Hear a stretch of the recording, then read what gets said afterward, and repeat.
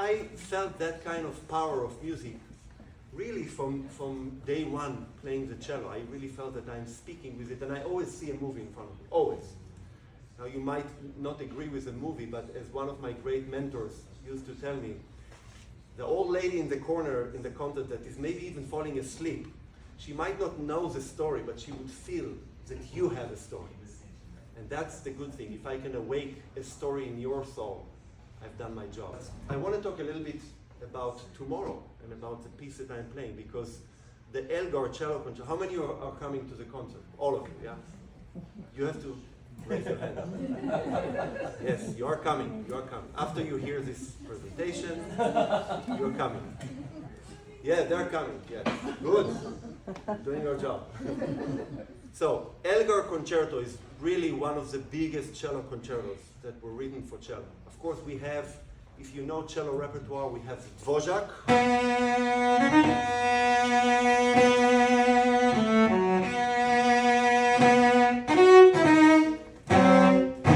The most heroic of all cello concertos, maybe of all concertos.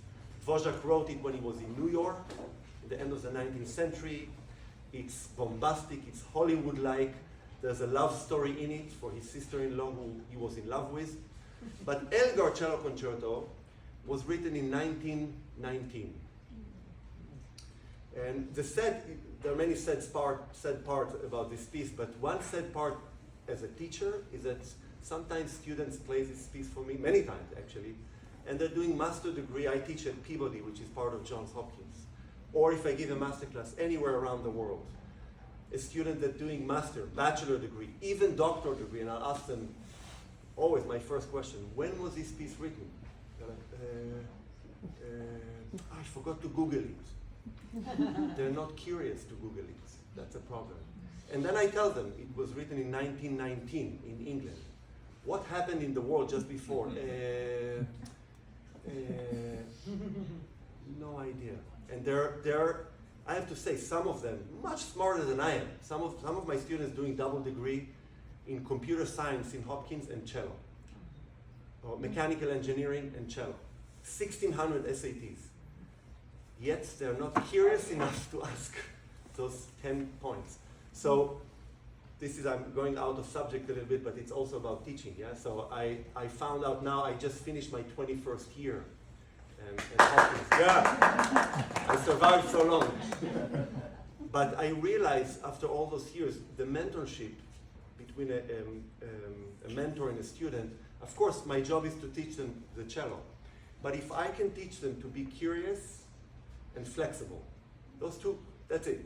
If they leave Hopkins and they're curious enough to explore, to ask questions, and they're flexible enough as musicians to always adjust to different conductors, to different orchestras, to different setup, they will be successful. But if I teach them to copy me, I failed.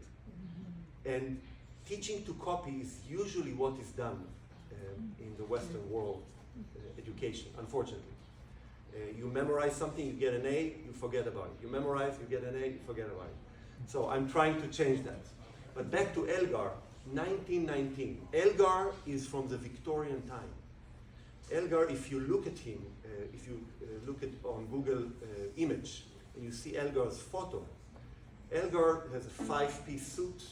He's an aristocrat from the Victorian time. If you watch Downton Abbey, he would be having tea, in the afternoon with the rich people.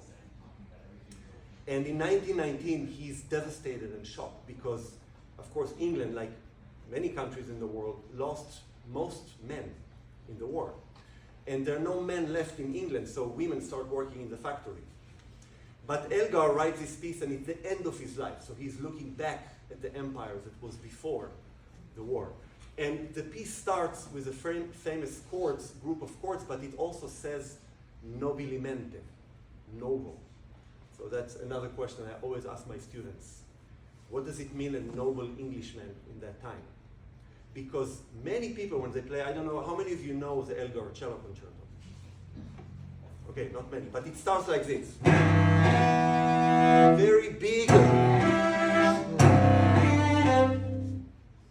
Most recordings of this piece, most performances of this piece, shows the cellist being sort of a wild horse, right?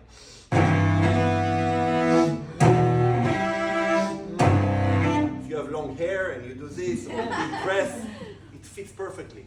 So if you see cellist play it on YouTube, you know, the biggest numbers of views, it will most likely look like this. Not noble. But Elgar asked for nobilemente.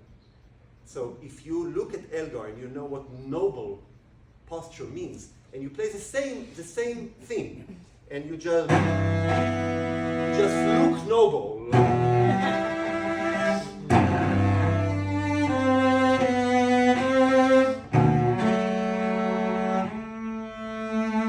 And of course, it starts in a completely different way. Now, if you come to the concert and you actually wait to the end of the piece, so half an hour later exactly, the same theme will come back. And guess what? That's after the empire is gone, after the devastation of the world. He doesn't write nobilemente anymore. And not only that, he adds ritenuto. Ritenuto in music meaning to slow down. So in the beginning, it's noble and there's no ritenuto, meaning you have to play it in tempo and noble. Two things that actually nobody does in the beginning. So it has to be, it's in 4/4. 1, 2, 3, 4, 1, 4, no ritenuto.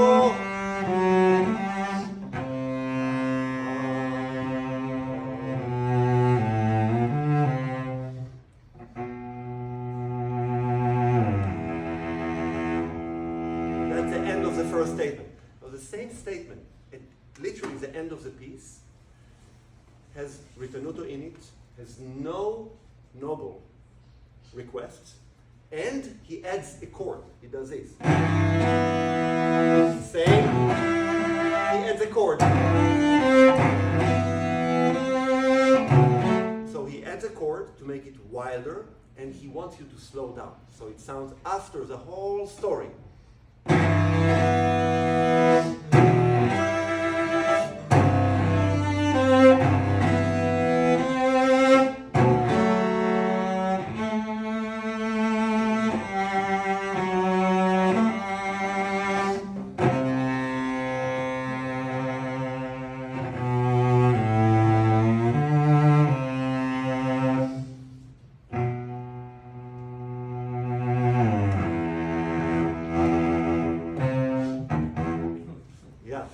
So now, did I read anything in a book about it, or did I ask Elgar? No. It's like a director in the theater trying to figure out what the text by Shakespeare means. And those, I call it a musical mystery, and we are musical detectives. We try to figure it out. So this is a big sign for me. Now, back to the beginning of the piece. Have you heard of Pinchas Zuckerman? Yeah. The great violinist? So when I was 16, when I played this first time, I had the chance to play it for him in Israel. And when I got to this moment, that's the main theme of the first movement.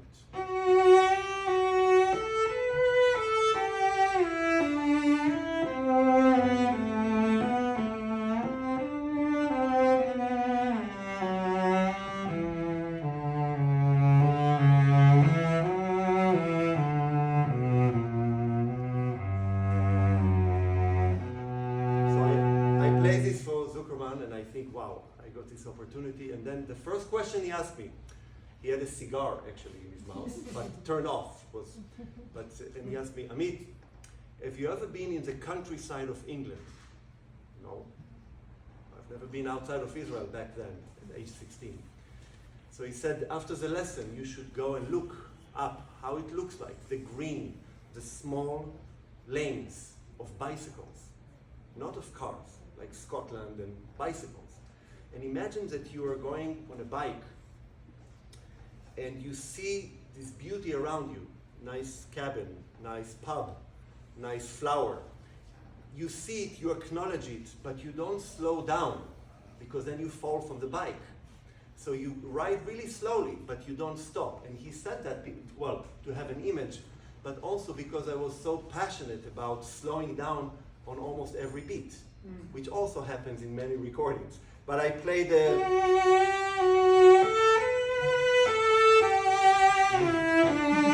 just to show the beauty.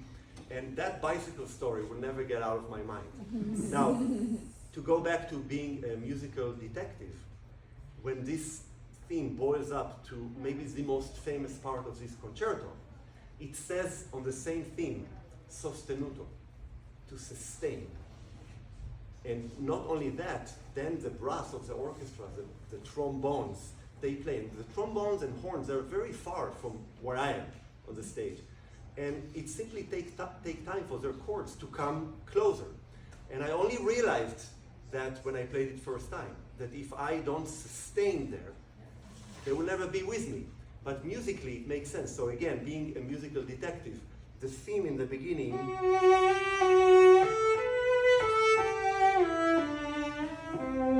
flow. You recognize beauty, but keep going. But then the main theme comes 20 seconds later, and it's sostenuto and forte.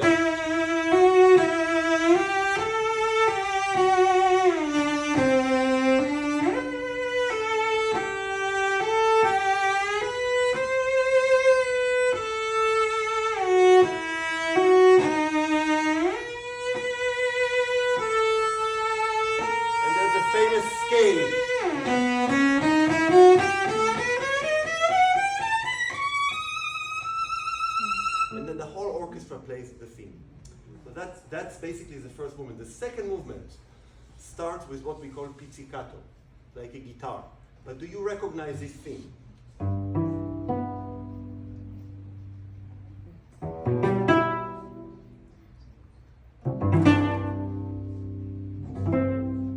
Do you? Yes. The beginning is just in pizzicato. Imagine that the beginning, instead of being a monologue or a dialogue on stage by actors, it will actually be an announcer, somebody that narrates the story. So the beginning of the story will start with somebody coming in, noble, saying, "Good evening, ladies and gentlemen. You're about to hear the story of the British Empire." And it starts, yeah? And then this is a monologue. It's one person on stage.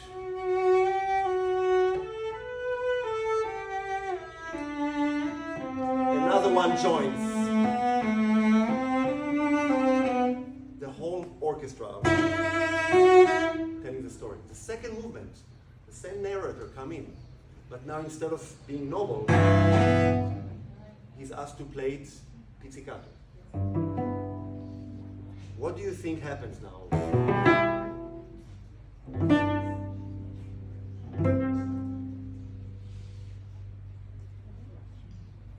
What is going to happen in this? So any drama, even if it starts with beauty, let's say, you see this beautiful scene, and then many movies will have 20 years ago or 5 years ago, you see a sign, and then boom, it goes back. Yeah. So this goes to the jolly, happy time of England, this movement. This is a fast movement. But to get to it, the orchestra and the soloist are searching for that moment. So after the pizzicato, I'm playing as if I'm checking if I'm able to be happy, although the war just happened. So, no, the narrator. You can't. I try different chords. Oh. And it goes on for a little bit, and eventually I convince the narrator or the director that I would like to remember, at least before death, I would like to remember what it used to be. So I plead and I convince the play to go back 20 years. It says 20 years ago, the orchestra plays yum chum chum chum.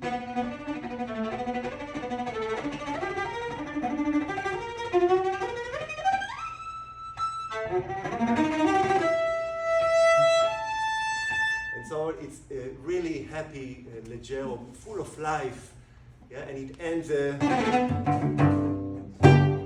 major and happy and beautiful. And you think, wow, that was so great. But then comes the third movement. I don't know if any of you have been in a battlefield or seen, I'm sure, movies of First World War, Second World War. When this movement starts, imagine black and white battlefield with thousands of bodies, thousands, all over, from both sides, because that's how they fought back then. Thousands of bodies, and then one soldier, and smoke going up.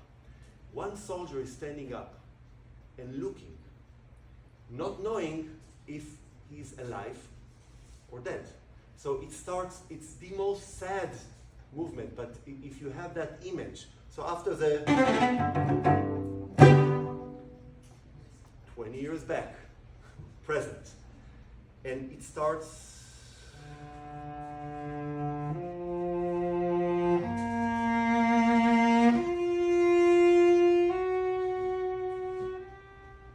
It's a sound that invites the audience, not to the audience.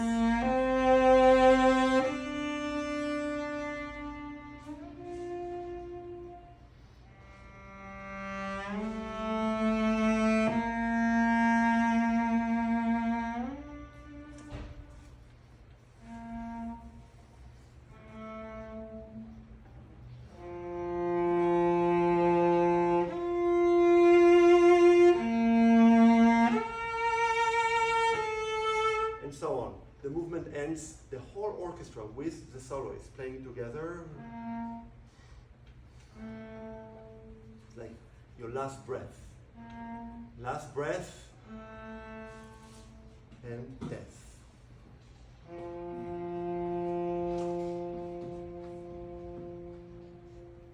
And right after comes the last movement of the piece. The last movement, you remember how it ends, with the same theme, but it's to really glorify the British Empire. And from strength to length of the empire, I mean, Andrew from New Zealand, they really control the entire world. And you can refer to this story also in these days, American empire, and how it maybe falls down or not, depending on how you look at it, but how empires falling at the end, and how wars are terrible for the world. But here you have one side of this movement is the landscape, the breadth of it. So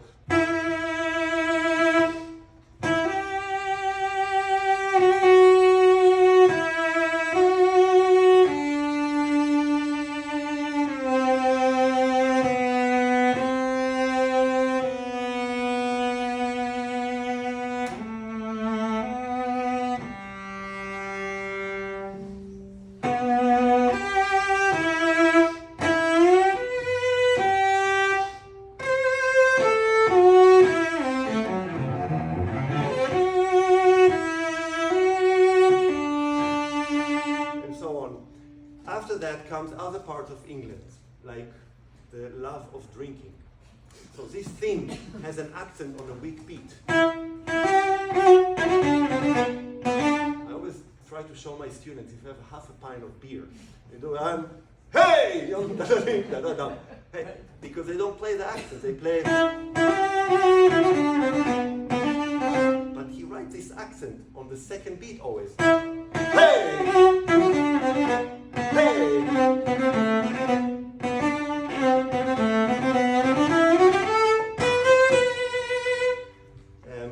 It has the elephants of India. There's a moment in the movement where the cello soloist and the entire cello section playing like March of Elephants in India. Oh. Very heavy.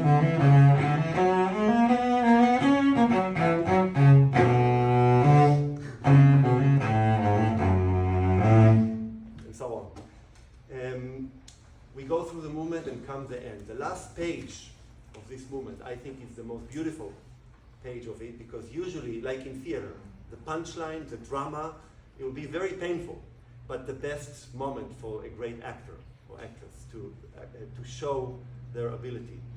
The end of this story is basically Elgar looking back as an old man and realizing what humankind can do to itself. A few things that happened in that war that never happened before is the use of tanks, the use of gas, and having millions and millions of people die, which was not before the case. So it was really shocking for people from his age. And he uses the cello, I think, in the best way, the most human way. And there is a recording of Elgar himself conducting this piece from 1928. And you can see on every bar almost, he writes a change of tempo. So it's very fluid. And he actually does it. So this part.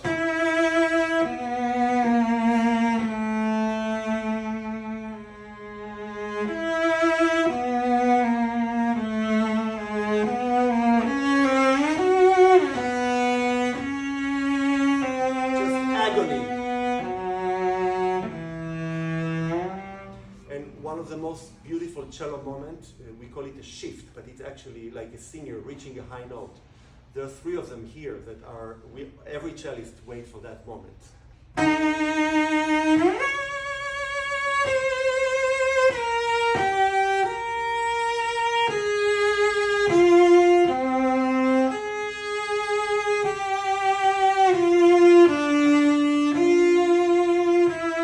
so on, and then it goes back. Remember how it went back, the narrator, to the main theme, but pizzicato? Before the end, without the nobilemente, Elgar decides to go back to which movement do you think? The third movement, the death. The death. And all of a sudden he writes lento, so it's a sudden twice as slow. And we go back, the narrator is preparing the stage for the end with the theme of the third movement.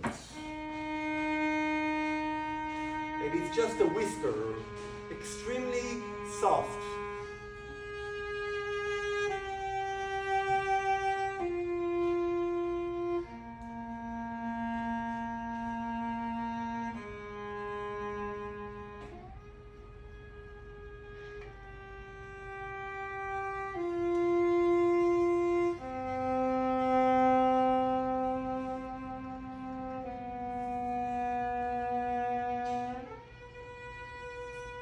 While I'm playing this note, the orchestra is playing just very soft, the first note of the beginning, and they stay like this.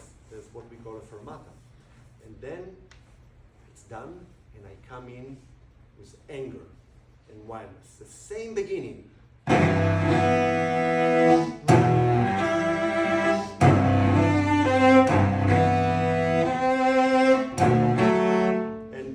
leads to the end of the piece. So that goes in my mind when I play it, if you wanted to know.